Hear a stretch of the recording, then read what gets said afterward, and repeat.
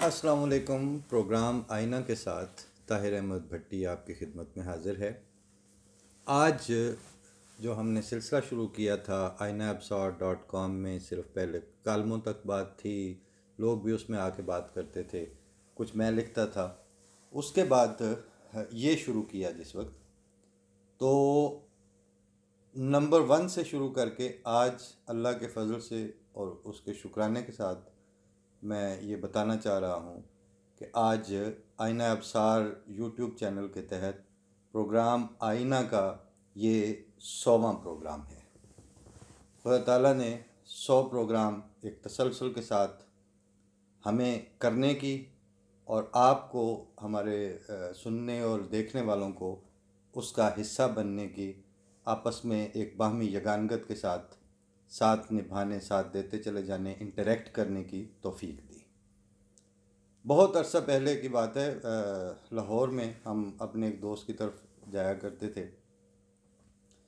उस वक्त वो अभी एमएससी शुरू हुई थी उनकी, और 3 भाई, एक ही जैसे हम 3 भाइयों की तरह ऊपर तले के, ऐसे यही एज ग्रुप था उनका। तो हमारी बड़ी अच्छी दोस्ती थी। अच्छा महज़्ज़ब पढ़ा लिखा सा घराना और स्पेस देने वाला। अहमदी नहीं थे, बरेलवी सुन्नी मसलक बरेलवी थे, और घराना भी अच्छा खासा मजहबी था। लेकिन वालिद साहब उनके सुल्तान महमूद आशुफ्ता साहब मरहूम एक सूफ़ी मनिश और एक सिलसिले के उनके गद्दी नशीन थे, पीर थे और साहिब इल्म आदमी थे। यानी उनकी कमरे की 4 में से 3 दीवारें बिला मुबालगा किताबों से भरी हुई थी, और वो पढ़ने का ज़ौक़ रखने वाले थे, और खुले दिल के ऐसे कि जो भी तारुफ़ है उसको, उनका वैसे भी माथा चौड़ा था, पेशानी कुशादा थी, लेकिन अपने बिहेवियर में भी एक कुशादा ज़र्फ़ और कुशादा पेशानी, खंदा पेशानी वाले आदमी थे। तो हम उनके बच्चों के साथ, जैसे हम एक जमात के थे, एक क्लास के थे, दोस्त थे, तो जिस मर्ज़ी मौजू पर हमारी गुफ्तगू चल रही हो, उनको उसके एतराज़ कोई नहीं होता था, वो उसमें वो नहीं करते थे। फौत हो गए, अल्लाह ताला गरी के रहमत करे। सबसे बड़े भाई उनके जो हैं वो मेरे ज़्यादा दोस्त थे।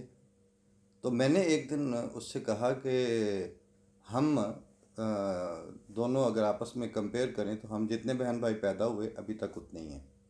हम में से किसी की टांग नहीं टूटी, किसी को कुछ हुआ नहीं, कोई मतलब ऐसे मेजर उसमें किसी तकलीफ़ में नहीं गए। तो ये जो खुदा ताला के हम पे अरसा दराज से, यानी गुज़श्ता 30 साल 32 साल से फ़ज़ल हैं, इनका तो नाम ले ले के शुक्र करना बनता है। या अल्लाह तेरा शुक्र है। तो बाज़ मिसालें या बाज़ वाक़यात बज़ाहिर छोटे से होते हैं। मैंने उन्हीं दोस्त के एक भाई से बात करते हुए कहा कि मैं अगर शुक्र करने पे आऊँ तो आम तौर पर यूरोप में, मुल्क में मौसम इस तरह का होता है, ठंड है, सब कुछ है, लेकिन अल्लाह ताला की शान और उसका फ़ज़ल है कि जब से हमने ये प्रोग्राम शुरू किए हैं, बज़ाहिर ये बिल्कुल छोटी सी बात है, लेकिन अगर अल्लाह ताला के फ़ज़ल के साथ जोड़ के देखी जाए तो ये बहुत बड़ी बात है मेरे लिए, कम अज़ कम। तो मैंने कहा, जब से ये मैंने गुफ्तगू करने के लिए प्रोग्राम करने होते हैं, तो आज 4 महीने होने को आए हैं। बीमारी के दिन भी गुज़रे, वबा के अयाम भी गुज़रे, लेकिन खुदा ताला का ऐसा फ़ज़ल हुआ है कि वो जो नॉर्मल मौसम चेंज होने पे कभी गला ख़राब हो जाता है, वो भी नहीं हुआ था, कि कॉन्फिडेंस भी नहीं टूटा, तसलसल भी नहीं टूटा, और बात होती रही। ये एक एंड से बात थी। दूसरे एंड पे बहुत से लोग ये कहते हैं कि जी वो रोज़ाना के लिए एक नया मौजू, नया टॉपिक, और उसी इंथुज़िज़म के साथ बात, फिर वही आपने लहजे में भी उसी तरह से ताजगी रखना, शामिल रहना।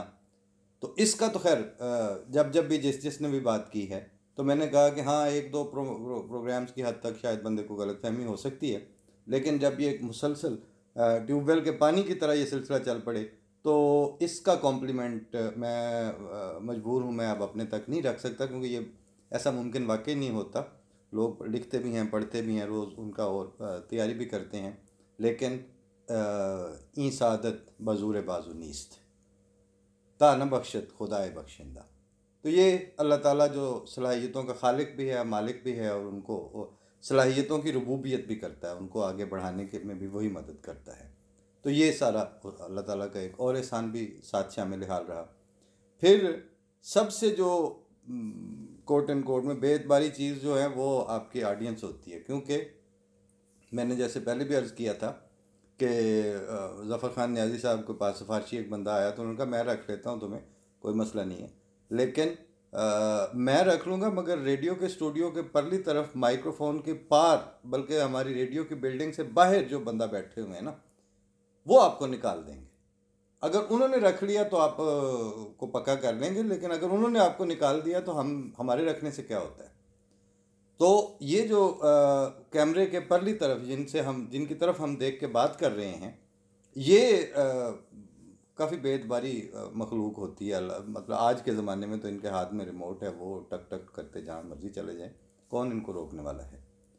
तो हम आपका शुक्रिया भी अदा करते हैं कि आप हमारे साथ रहे, मुसलसल साथ रहे, और अल्लाह ताला का भी शुक्र करते हैं कि उन्होंने हमारे कहे और आपके सुने के दरमियान ऐसी एक सिंक्रोनाइजेशन कर दी अपने फजल से कि वो फिर उसके बाद ताकसनक होयत बाद अजामन दीगरम तू दीगरी, इसमें बल्कि यहाँ तक भी हुआ कि अगर कोई ना कोई प्रोग्राम कभी देर सवेर हुई, किसी दिन कोई प्रोग्राम किसी वजह से ना हो सका, तो दूसरे दिन बहुत से अहबाब ने हाल अहवाल पूछने के रंग में प्रोग्राम का भी पूछा और तबीयत का भी पूछा। इस पे भी सबको अल्लाह ही जज़ा दे, बहुत शुक्रिया। शायद बाज़ को ये लग रहा हो कि जी वो क्योंकि वो आदी हो जाते हैं ना कि एक ख़ास तड़का और मसाला और एक चीज़ है जो प्रेजेंट करनी है, तो आज बात करें ये तो आप ये तमहीद नहीं है, ये आप 100 प्रोग्रामों तक 100 दिनों तक जिन लोगों ने मुसलसल हमारी दरख्वास्त के बग़ैर अपनी समाअतें रोज़ाना की बुनियाद पर पेश किए रखें, अपने हमारे मोनोलॉग को अपनी समाअतें बख्श कर डायलॉग के मर्तबा अता किया, ये उनका एक शुक्र है, क्योंकि जो इंसानों का शुक्र नहीं करता, आज वसल्लम फरमाया वो अपने रब का भी नहीं अता करने का अहल हो सकता। फिर इसके अलावा ये नहीं कि सिर्फ हम बात करते रहे और आप सुनते रहे, बल्कि पहले प्रोग्राम जिस वक्त हमने शुरू किया था तो हमारे 200 या 250 सब्सक्राइबर्स थे पहले आईना नंबर 1 में 001 पे, और आज अल्लाह ताला के फजल से 4000 से ज़्यादा लोग हैं जो हमें सब्सक्राइब कर चुके हैं, और 500,000 के करीब वो हैं जो हमें देख चुके हैं सिर्फ यूट्यूब पर, और अगर फेसबुक वाले दोस्त भी शामिल कर दिए जाएं तो सेफली अराउंड 1 मिलियन हमें देखने, कमेंट करने वाले, राब्ता रखने वाले, पसंद करने वालों का है। इसमें वो हांडी में नमक तो नहीं कहेंगे, लेकिन एक बहुत कलील तादाद एक प्रोफेशनल्स की भी थी जो बहुत गालियों के साथ भी आए, बदजुबानी के साथ भी आए, लेकिन वो एक लिहाज से इसलिए बेकसूर थे कि उनको अगर 40 साल एक चीज़ फीड की गई है और गलत तौर पर फीड की गई है, उसकी बुनियाद पर उन्होंने एक राय बना ली हुई थी कि ये होते हैं तो ये वो होते हैं, और ख़ास तौर पर बानी जमात अहमदिया के लिए जो जहरीली फ़ज़ा एक सिस्टमेटिक प्रोपेगेंडा के ज़रिए पाकिस्तान में डेवलप की गई है, बल्कि किसी हद तक मुस्लिम वर्ल्ड में भी, तो उसमें उनको बेकसूर भी समझा जा सकता है, क्योंकि भारत अब यही सूरत हाल है, अब यही कुछ रह गया है उनके पास। अगरचे उसमें हमारे नौजवानी के दिनों की वो सन 84 या 83 के दौर की वो नज़म थी जिसमें ये था कि है तेरे पास क्या गालियों के सिवा, साथ मेरे है ताईद रब्बुल बरा।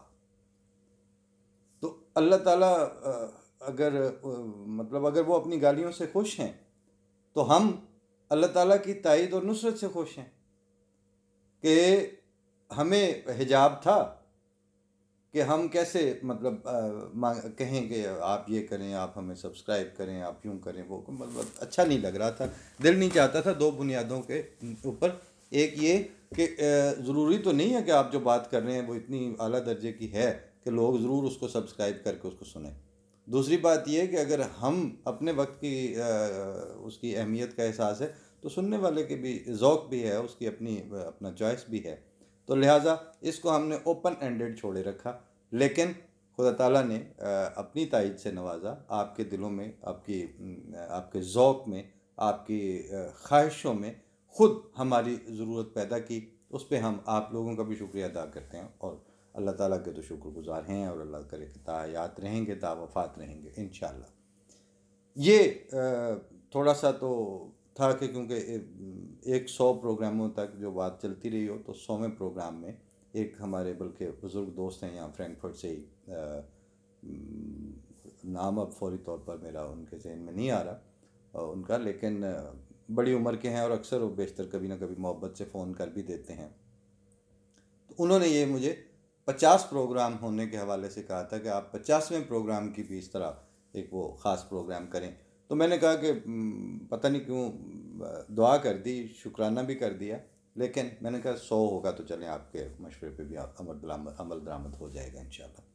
तो इन सारे हवालों से और 100वें प्रोग्राम के साथ एक हमारे ज़ाती सरखुशी और एक ज़ाती ऐसा कॉम्प्लीमेंट भी आज अल्लाह ताला ने हमें अता किया अपने फ़ज़ल से, अपने रहम से, कि उसके ऊपर तो फिर मैंने एक आध दोस्त के साथ जब अपनी खुशी को शेयर किया, बल्कि ये प्रोग्राम भी मैंने कहीं 8-9 बजे करना था, लेकिन शुरू से ही ऐसी ही हालत है कि बचपन में भी जब ईद वाला दिन होता था तो वो जो ज़र्दा बनता था या मीठा, तो वो मैं कहीं 3-4 बजे शाम के बाद जाके खा सकता था।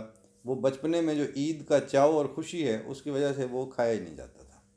तो आज भी ऐसा ही हुआ कि अल्लाह ताला ने जब ऐसी मोहब्बत भरी और दुआओं भरी वो इस तरह नवाजा उससे, दाद से और प्यार से, तो फिर उसके बाद अभी क्या कहते हैं कि अपने आप में ही एक उसकी सरखुशी भी थी, उसकी लज्जत है जो स्टिल जहन में भी है, दिल में भी है। तो उसके बाद फिर दो ही ऑप्शन है ना, कि जब ऐसा फजल रब्बुल वरा हो, तो मुझे फिर जो मोहम्मद अली साहब का वो शेर याद आया, बल्कि आज उसके माने मुझे समझ में आए। हकीकत हो सकता है अल्लाह ताला इससे भी बड़ी तफहीम कल को किसी चीज़ की अता कर दे, लेकिन ताहाल आज मुझे उसका मफ़हूम समझ में आया कि मैं अपनी तंगी दामा का उज़्र क्या करता, वो दे रहा था उसे बेशुमार देना था। ये कमाल गज़ल है। इसको याद रखूँगा कि प्रोग्राम के आखिर पे अगर हो सका और उसका कॉन्टेक्स्ट कायम रहा, तो मैं इसके बाकी अशार भी जितने जहन में हैं वो आपको सुनाऊँगा। सरेदस्त अब प्रोग्राम का जो मौजू है उस तरफ आते हैं। पंजाबी प्रोग्राम में मैंने APC के हवाले से जो उठापटक हुई पाकिस्तान में, और जिस तरह वो इकट्ठे हुए, जिस तरह वो एक टसवे बहाने वाला एक पूरा माहौल क्रिएट हुआ था, जिसको जमहूरियत पसंद और जमहूरियत के गुन गाने वाले आशिकाने जमहूरियत जो हैं उस वक्त पाकिस्तान के हर चंद के, अभी तक जमहूरियत की मुलाकात किसी से भी नहीं हुई। अभी उन्होंने किसी पर्दा नशीन दोशीज़ा को जमहूरियत समझ के तो उसके गायबाना आशिक हुए हैं। अभी तक जमहूरियत से तारुफ किसी का नहीं हुआ, जमहूरियत के साथ किसी की कोई मुलाकात नहीं है, क्योंकि वो जो जमहूरियत है वो अपने फल, अपने समरात हैं, वो साथ लेके आती है और मुआशरों को तितर बितर हालत से निकाल कर उनको तरक्की के लिए एक ऐसी यकसुई की तरफ डालती है कि जो यकसुई और यकजाई कोशिशें उनकी नस्लों में नज़र आती हैं, और फिर उनको कायल नहीं करना पड़ता। अभी तो हम नीमे दुरून नीमे बुरून, आधे मार्शल्लाह लगने पे मिठाइयाँ बांटते हैं, और कुछ जो हैं वो मार्शल्लाह हटने पे मिठाइयाँ बांटते हैं। वो जो कौमी यकजहती है वो अभी किसी ने नहीं देखी। अलबत्ता कुछ सवालात आते रहते हैं। अगर पहले ही मैंने, चूँकि उसमें दोस्तों से भी पाकिस्तान बात होती रही और इस हवाले से मुख्तलिफ़ लोगों का इंदिया भी लिया, उनको अपनी राय दी, उनकी राय वसूल करने की कोशिश की, और अच्छी फ़ज़ा में गुफ्तगू होती रही।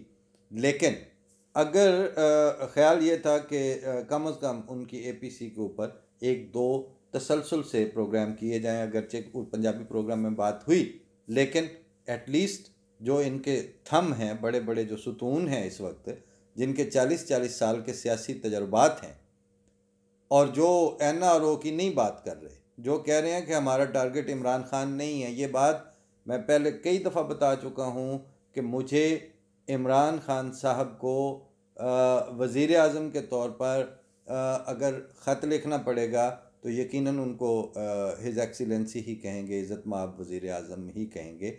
लेकिन ज़ाती हैसियत में मैं किसी भी ज़माने में क्रिकेट, चूँकि मुझे वैसे पसंद नहीं है, और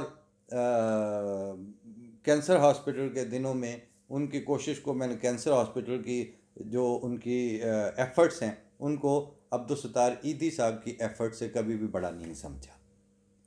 लिहाजा एज ए फिलैंथ्रोपिस्ट मुझे ईदी साहब के होते हुए, अब्दुलसत्तार ईदी के होते हुए इमरान खान नियाज़ी को पसंद करने की कोई ज़रूरत नहीं थी। लिहाजा मैंने कभी पसंद नहीं किया। एक कैंसर हॉस्पिटल उन्होंने बनाया है, उधर इब्रारुल हक ने भी अपनी सी कोशिश की है। कैंसर हॉस्पिटल की पाकिस्तान में ज़रूरत है। पाकिस्तान में नादार मरीज़ होते हैं, अल्लाह ताला तौफीक देगा, पता नहीं हम भी किसी वक्त वो इस राह पे चल पड़े। ये कोई वो ठीक है, अच्छा काम है, लेकिन अब्दुलसत्तार ईदी एक तरफ खड़े हों और सामने इमरान खान नियाज़ी हो, तो मैं बहरहाल बगैर सोचे समझे अगर मुझे पसंद करना है तो फिर मैं अब्दुलसत्तार ईदी को पसंद कर लूँगा। क्रिकेटर वो जितने भी बड़े हैं, तो मुझे तो क्रिकेट का किसी ज़माने में शौक़ ही नहीं रहा। लिहाजा वो क्रिकेट वाले फ़ैन हैं, उनके होते रहे, मुझे उस पर एतराज़ भी कोई नहीं। बहुत से लोगों को क्रिकेट पसंद है, पाकिस्तान का बड़ा नाम हुआ करता था, इस लिहाज से आप वो खेल मुबारक हो आपको। वैसे भी वो टखने और घुटने की बात है, जहन और दिल की तो उसमें उस तरह से वो डायरेक्ट रेलेवेंस नहीं बनती। लिहाजा मेरा आज तक उससे बैडमिंटन से ज़्यादा कोई इतना शौक़ नहीं रहा। अच्छा, एज ए वज़ीर आज़म उनका लोग ये कसूर निकालते हैं कि जी वो अब ये कुछ कर रहे हैं। मैंने पहले दिन, जिस दिन वो उन्होंने विक्ट्री स्पीच की थी, राइट नेक्स्ट डे, बिल्कुल अगले दिन मैंने ये कॉलम लिखा था, वो छपा था, वो उस पर ले दे जितनी थोड़ी बहुत मेरे लेवल पे बंदे पे हो सकती है वो हुई, कि जनाब इमरान खान साहब, सियासी कद्दोकामत विक्ट्री स्पीच के बाद तय होता है, अभी हम आपकी किसी बात पे को सब्सक्राइब नहीं कर रहे। सहमत होने वाला अभी कोई मौका नहीं है। बाद में वक्त आया, वक्त ने बताया कि जहाँ जहाँ मुश्किल फ़ैसले करने का वक्त आया, वहाँ वहाँ से गुरेज पाई, और यू टर्न तो उनके दुनिया में मशहूर थे, और ज़रा सी अदबी ज़ुबान में कहें तो वहाँ वहाँ से गुरेज पाई का रास्ता उन्होंने बिला इस्तिस्ना इख्तियार किया। और चूँकि इससे पहले वो कभी वज़ीर आज़म बने ही नहीं थे, इसलिए उनके ज़िम्मे कोई असासे और पैसे खाने वाली कहानी थी नहीं। जितनी हद तक वो थे उसके पैसे उनके पास होते ही थे। शौकत खानम के फाउंडिंग चेयरमैन के लिए इतने पैसे तो होते हैं, वो कल्ले बंदे को काफ़ी होते हैं। बस वज़ीर आज़म तो वो बने। अब लोग उस पर सवाल भी उठाएंगे। मुझे उन सवाल उठाने वालों से ना कोई बुग़्ज़ है ना इनाद है। जब सियासी बात होगी, आज भी पाकिस्तान के पंजाब के जो साबिक इंफॉर्मेशन कमिश्नर थे, उनसे बात हुई दिन में, तो मैंने उनसे कहा कि जनाब आप मुझे ये तो बताएं कि आपने राइट टू इन्फॉर्मेशन पे तो बहुत काम किया है, वो आपके राइट ऑफ इन्फॉर्मेशन का वोटर को एजुकेट करने में कितना रोल है, और वोटर को अपने हकूक़ के बारे में इंफॉर्मेशन के साथ तक आई। अल्लाह उनका भला करे, उन्होंने किसी बात का गुस्सा नहीं किया।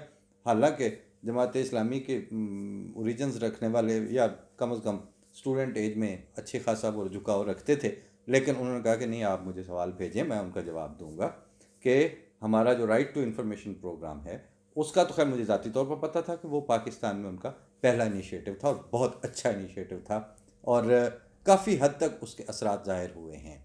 लेकिन वोटर को एजुकेट करने के ऊपर, वोटर को उसके हुकूक बताना, और फिर उन हुकूक का डिमांड करनी राइट टू इन्फॉर्मेशन के ज़रिए या किसी भी और मैकेनिज़्म के ज़रिए, इस सिलसिले में अभी तक कोई काम नहीं हुआ।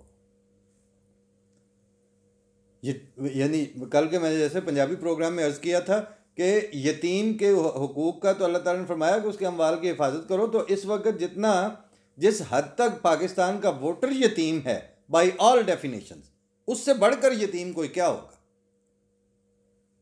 उसके हुकूक उसको बताना, उसके वोट की अहमियत, उसका वो सारा ख़जाना जो है वो उसकी जहनी बलूगत तक बचा के उसके सुपुर्द करना, फिर उससे वोट लें तो मज़ा भी आए कि आप को किसी ने इलेक्ट किया है, आप किसी चीज़ के नुमाइंदे हैं। ये सारी बातें, और इस पे बल्कि वो अदनान रहमत साहब से कहा कि मैंने कहा मेरा तो दिल चाह रहा है कि मैं एक पूरी तकरीर लिखूं 53 मिनट की। जब हमने सुनी है नवाज शरीफ साहब की, तो 53 मिनट की मैं भी एक लिखूं। और वो जैसे अनवर मकसूद कहते हैं मुझे वो खाता है आलम बाला से, तो हम भी एक ख्याली नवाज शरीफ को सामने बिठा के, और जरदारी को और मरियम को और इनको बिलावल को, तो हम भी सुनाएं कि भाई साड़ी भी तो सुनो। तो ये अभी सिलसिला जहन में था, तो मुझे आज के 100वें प्रोग्राम के हवाले से बात करते हुए एक शायद बिल्कुल डायरेक्ट इस तरफ ख्याल ना भी जाता, मगर दो वजूहत से। एक तो ख्वाजा आसिफ साहब ने आज अपनी तरफ से जो एक प्रोग्राम में इंकशाफ किया, इंकशाफ इनमें से कुछ भी नहीं होता। मैं पहले दिन से अर्ज़ कर रहा हूँ कि आप दो सतह पे डिप्लोमेसी होती है। आम मुल्कों में जो वाक़यातन तरक्की कर चुके हैं, उनमें डिप्लोमेटिक लैंग्वेज एंड डिप्लोमेसी और डिप्लोमेसी की ज़ुबान में बात करना, वो उन्होंने सिर्फ फ़ॉरेन ऑफिस और दीगर ममालिक से बात करने के लिए रखी होती है। अपनी पब्लिक के साथ वो गैर डिप्लोमेटिक, गैर सफारती, सीधी साफ कौले सदीद के रंग में ही बात करते हैं कि भाई ये हैं हमारी रियलिटीज़। लेकिन अब वो जो फ़ौज और सियासतदान का आपस में जो ताल्लुक़ है, उस ताल्लुक़ को वही है ना कि वो जो छिपकली है, अगर खा लेंगे तो वो कोड़ पड़ जाएगा, अगर निगल देंगे तो कहेंगे देखो जी इन्होंने सप ने किडली छाड़ दी थी, खादी नहीं। तो इस वजह से इनको एक इंटरनली भी डिप्लोमेटिक लैंग्वेज की और डिप्लोमेसी की ज़रूरत है, और बाहर भी है। ये और बात है कि फॉरेन पॉलिसी और फॉरेन डिप्लोमेसी में ये टोटल फेलियर का शिकार हैं, और इंटरनल डिप्लोमेसी जो है वो सिर्फ सियासी बयान और टेलीविज़न के टॉक शोज़ और एक प्रेस रिलीज़ और प्रेस स्टेटमेंट तक अपने ख्याल में वो ये समझते हैं कि हमने फेस सेविंग कर ली है। फेस सेविंग हुई कोई नहीं होती, वो अंदर वालों को भी पता है, बाहर वालों को भी पता है, सब जानते हैं। कभी उसका कुछ नाम रख लिया, कभी खलाई मखलूक रख लिया, कभी फरिश्ते कह दिया, कभी ज़रा महकमा ज़रात। ये कोई कौमों का तरीका तो नहीं होता। आज मैं इब्तदा में अगर मैं सियासतदानों ही से बात शुरू कर देता, क्योंकि मेरा तो बहरहाल जो स्टांस है, मेरी पार्टी तो इनमें से कोई भी नहीं है। जो अगर अच्छी बात, मैंने एक दिन पहले अर्ज़ किया था कि शफकत महमूद पीटीआई में है, मुझे शरीफ आदमी लगते हैं। सैयद ज़फ़र अली शाह नून लीग का बैकग्राउंड रखते हैं, वही उसी हैसियत से आज तक रहे हैं। मैं उनको बहरहाल शरीफ आदमी समझता हूँ out of them. Taj Haider people party के हैं, मैं उनको पढ़ा लिखा और एक वाक़यातन पॉलिटिकल माइंड समझता हूँ, और मतलब वो बहुत ज़्यादा हद तक आगे नहीं जा सकते गलत स्टैंड लेने में। वो डॉक्टर मुबशर हसन की एक ज़रा सी छोटी की शक्ल है, समझ लें आप, तो या अपने दौर के समझ लें, वही है। तो मेरी इनसे एफिलिएशन नहीं है किसी से भी। जो अच्छा काम कर दे वो ठीक है, और अगर कोई बिल्कुल किसी की कोई भी पार्टी नहीं है और वो फिलैंथ्रोपिस्ट है, तो वो उसका कोई भी मज़हब नहीं है, तो मुझे वो पसंद है। लेकिन बहसीयत मजमूई अगर इनकी पार्टियों और इनके स्ट्रक्चर को विद इन पार्टी जमहूरियत और इस तरह की चीज़ों को देखा जाए, तो ये बेईमान तो हैं। जमहूरियत तो इन्होंने अपनी पार्टियों तक में अभी तक लागू नहीं की। कितना टाइम इनको चाहिए? वो जिस वक्त ये तहकीकाती अदालत की रिपोर्ट वाला कमीशन बैठा हुआ था, तो उस वक्त उन्होंने चूँकि तमाशा यही लगाया हुआ था ना कि काफिर करार दें, गैर मुस्लिम करार दें, तो वो जस्टिस कियानी और जस्टिस मुनीर थे, उन्होंने कहा कि अच्छा अगर एक चीज़ को आपने कहना है कि ये जो है ये नोटबुक नहीं है, तो आप फिर नोटबुक की डेफिनेशन करके लाएं। तो अगर ये अहमदी उस पर पूरे नहीं उतरेंगे तो हम इनको नॉन मुस्लिम करार दे देंगे आपके कहने पर। तो आप पहले मुसलमान की डेफिनेशन करके दें हमें, इस अदालत को। तो वो जो उस वक्त के सारे उलमा थे, उन सारों को जमा किया गया, बार बार उनकी तारीख़ों पे आते रहे। तो जो जो डेफिनेशन मुख्तलिफ मकातब फ़िक्र की तरफ से जमा करवाई गई, वो जस्टिस कियानी कहते हैं और जस्टिस मुनीर, उनका इज्तिमाई दो रुकनी था ये कमीशन, वो कहते हैं कि जो तारीफ़ें मुसलमान की मुख्तलिफ मकतबा फ़िक्र की तरफ से हमारे पास आईं, उनमें से आधी तारीफ़ों की रूह को अगर हम मान लेते तो बाकी आधे फिरके नॉन मुस्लिम हो जाते थे। अगर उन दूसरों के आधे मान लेते तो पहले आधे नॉन मुस्लिम हो जाते। अगर उन दोनों को ना माने तो फिर उन उलमा की नज़र में हम दोनों जाजी गैर मुस्लिम हो जाते। तो हमने उन्हें कहा कि कोई ऐसी तारीफ लेके आए जिस पे सारे पूरे उतरते हों। तो उस पे एक मौलाना कहते हैं कि हमें इसके लिए कुछ तारीख दे दी जाए, मोहलत दी जाए। उस पे जस्टिस कियानी चूँकि वैसे भी एक साहिब तर्ज अदीब भी थे, तो उनका एक फ़िक्रा उसमें रिकॉर्डेड है। वो कहते हैं कि मौलाना आपको 1200 साल तो टाइम मिला, इससे लंबी तारीख ये आप अदालत आपको कैसे दे सकती है? पिछले 1000 साल में तो आप डिफाइन नहीं कर सके इस बात को कि कौन मुसलमान होता है। आप तो इसी में ही लड़ते आ रहे हैं। बिल्कुल उसी तरह से ये इन तीनों ये जो ग्रुप बैठे हुए थे, इन सारों के ऊपर कोई ऐसी यूनानिमस या बिल्कुल यकसा तौर पर अप्लाई होने वाला उसूल बनता नहीं है। बेईमानियाँ इनकी सबकी अज़र में शम्स थी, वजह वाज़े थी।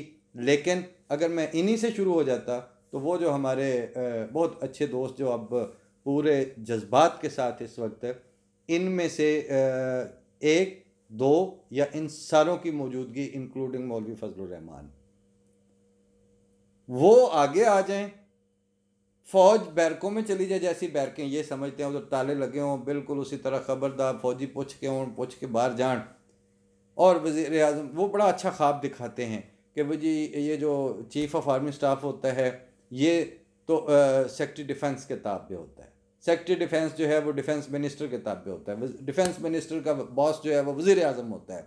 तो ये कैसे हो सकता है कि ये इन सारों को वायोलेट होके, ये चूँकि आप ग्राउंड रियलिटी के अलावा आप अमेरिका का ख्वाब उधर से देख के चंद दिन वहीं पे और कुछ किताबों में पढ़ के फिर आप अप्लाई करते हैं, लेकिन ये नहीं सोचते कि जिस दिन आपके वहाँ पर अफ्रो अमेरिकन ने ये कहा था कि मुझे सांस नहीं आ रहा, उस दिन आपने देखा कि उनकी पब्लिक जो कि किंग मार्टिन लूथर किंग वाली तहरीक के वक्त से उन्होंने इतनी ट्रेंड कर ली हुई है अपने वोटर को, इस सतह पर वो ले गए हैं कि इस ज़माने में 2020 में कोरोना क्राइसिस के अंदर वो मुझे सांस नहीं आ रहा वाला फिक्रा उसने अमेरिका के तूलो अर्ज को हिला के रख दिया। आपके यहाँ मोटरवे पे जो वाक़या हुआ, जिस बेदर्दी के साथ और जिस बेगैरती के साथ का मुजाहरा वहाँ पे हुआ, आपकी पब्लिक निकली उसके ऊपर बाहर। 2-3 दिन वो 2-4 मोमबत्तियाँ इधर उधर बात, अब वो बात आई गई होगी। और इसके अलावा हज़ार मौके ऐसे गुजरते हैं। मैं अगर किसी उस तरह के जो हुकूक की तलफी के हवाले से और छोड़ दें, ये जो शियों के ऊपर जो सिलसिला अब शुरू हो चुका है, इसके ऊपर कोई निकला बाहर? ये फिक्रा सुनने को मिलता है कि जी वो पता चला जी इसमें इंडिया की तरफ इसकी वो जाती हैं जड़ें। आज एक सवाल बनता है कि ये जो 2 लाख की रैली थी कराची की और ये जो 50,000 से ज़्यादा का मजमा इस्लामाबाद में इकट्ठा हुआ था, इतने लोग क्या आपने बॉर्डर खोल दिए थे कि वो इंडिया से आ गए थे, इंडिया ने भेज दिए थे?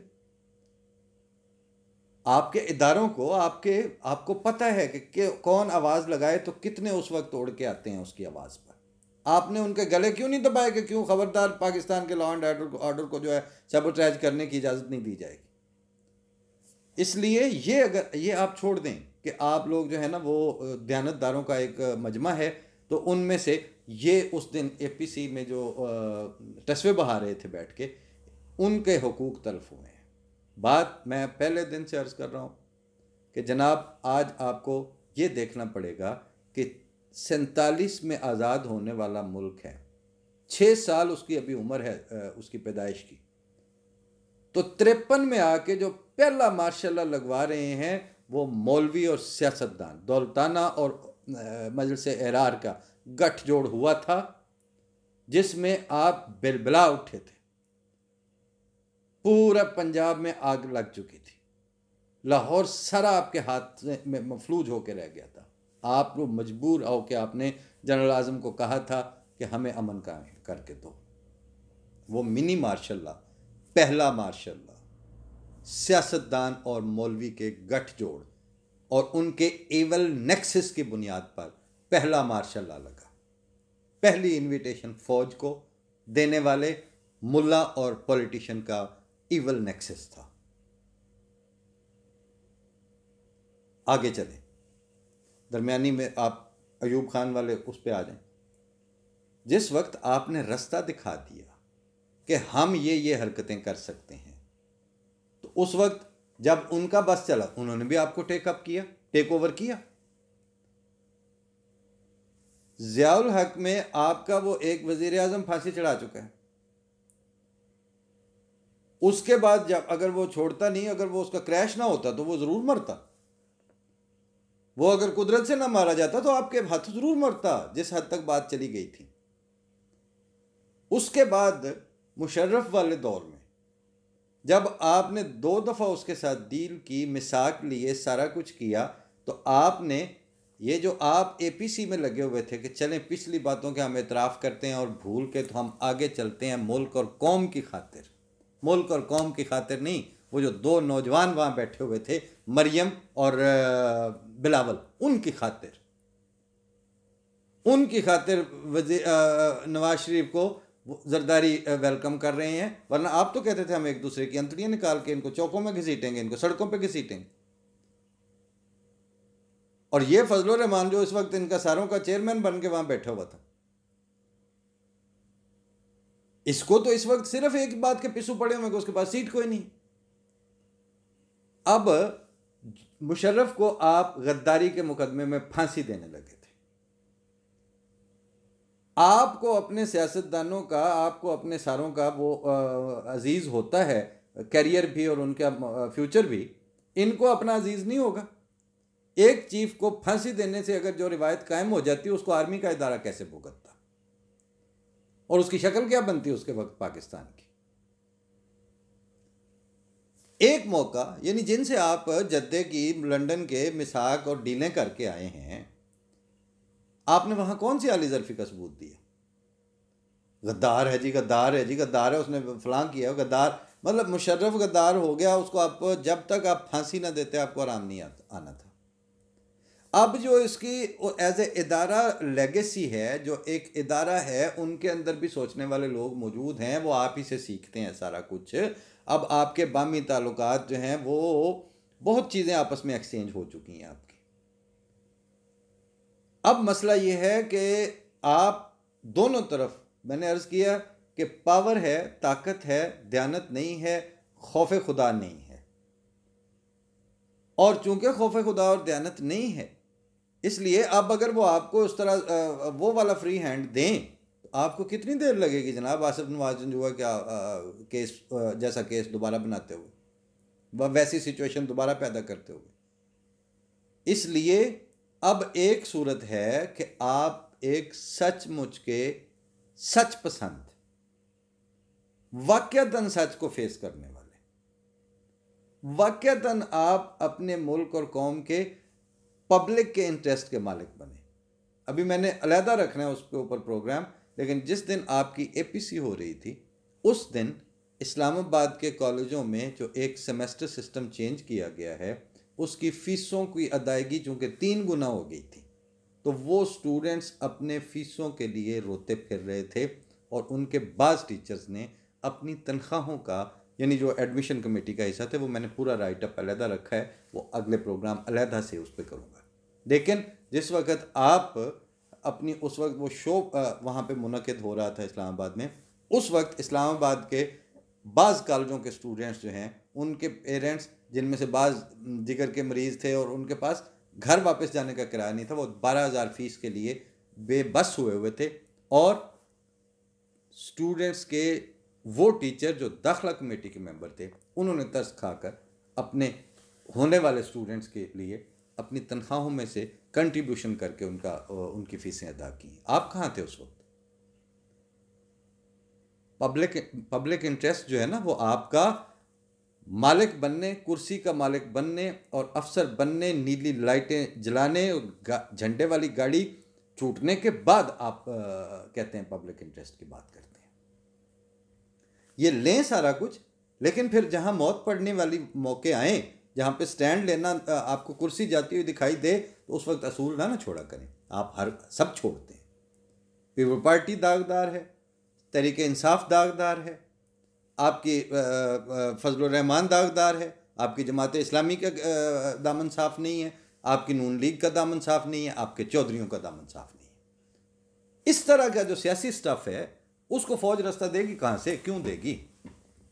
वो छीन के लेना है ना, आपने खो के ले लें। फिर जिस दिन आपका बस चलता है उस दिन उतनी देर वो चल जाते हैं। जिस दिन वो समझते हैं कि अब आप उनके हाथ से उससे बाहर होने लगे तो वो अभी वो पॉलिटिशियन, वो साहिब किरदार लोग, वो लीडरशिप है, वो उभर के आए ऊपर। आप अपनी पार्टियों के अंदर, आप अपने दायरों में वो इंसाफ वाला माहौल पैदा करें तो बिस्मिल्लाह चलते रहें। प्रोग्राम काफ़ी लंबा हो गया है, बात अभी इस पे 2-3 प्रोग्राम चलनी है, दरमियान में 2-3 सोशल इश्यूज़, एक जो एजुकेशन वाला आया है वो, एक दो और इनके मुल्लायत की बदकिरदारी की खबरें बहुत बदतरीन एक दो सुनने को मिली हैं।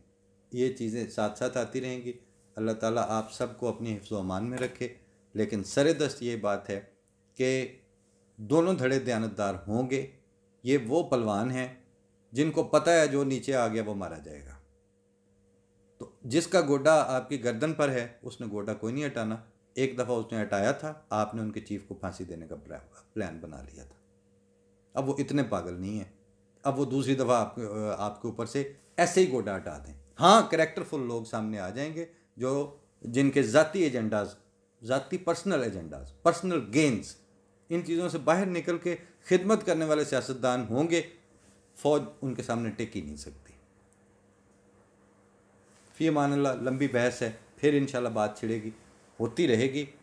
हाँ, इन सारी बातों के बावजूद अगर मुझसे वोट मांगते हैं तो मैं ये कहूँगा कि पॉलिटिकल सिस्टम होना चाहिए, आर्मी को नहीं होना चाहिए। फ़ौज को दखल नहीं देना चाहिए, फ़ौज को वाकई पीछे हटना चाहिए, लेकिन फ़ौज कैलकुलेटेड बैकफुट पे जाएगी, फ़ौज जज्बाती बैकफुट पे कोई नहीं जाएगी। ये नज़र आ रहा है। आपने अगर कोई दूसरा ख्वाब देख के एजिटेटिव मुहिम चला के देखनी है करके देख लें आप, मुमकिन नहीं है फ़िलहाल। फ़ी अमानिल्लाह पाकिस्तान। अस्सलाम वालेकुम।